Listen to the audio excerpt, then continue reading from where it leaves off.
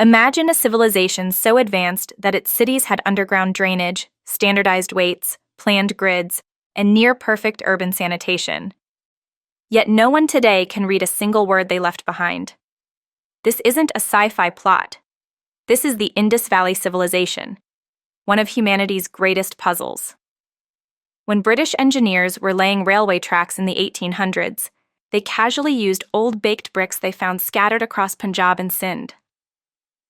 What they didn't know was that these bricks were over 4,000 years old, the remnants of a civilization older than the pyramids. It took decades before archaeologists realized what they were looking at. Harappa, then Mohenjo-Daro, two cities planned with a level of precision that rivals modern urban design. Straight streets cut the cities into rectangular blocks.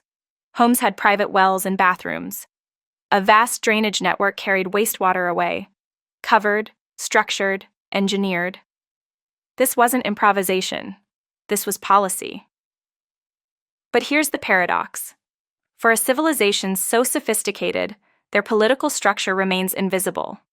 No palaces, no monumental temples, no kings carved in stone. Who ruled these cities? No one knows.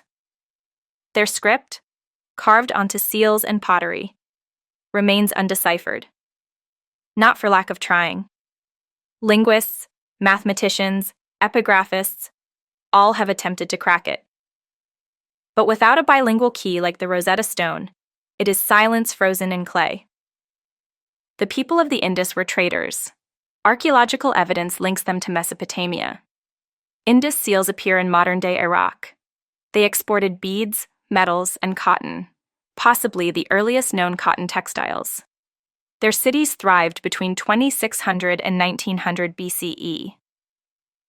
Then, something changed. Across the entire region, signs of decline appear. Wells dry up, rivers shift course, urban centers shrink. Populations disperse into smaller rural settlements. Climate change is the leading theory, specifically the weakening of the monsoon and the drying of the Ghaggar-Hakra river system.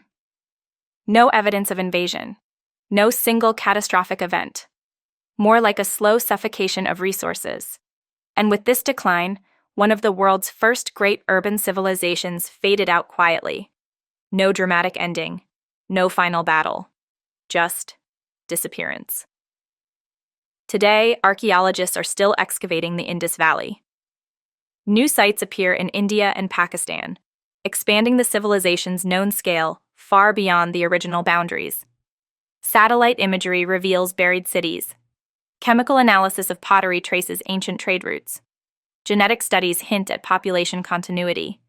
We are reconstructing an entire civilization backward, without their language, without their stories, relying only on the silent evidence they left behind. And that's the paradox that keeps experts awake. A civilization advanced enough to engineer some of the earliest urban systems, yet mysterious enough that we can't read their names, their laws, their myths, or even their word for city. What if the key to understanding them is still buried just a few meters deeper? What if the next excavation finally reveals a bilingual inscription, the Indus equivalent of a Rosetta Stone? Because if that happens, the entire lost world of the Indus Valley will finally start speaking again. Don't forget to like, share, and subscribe for more stories that inspire action.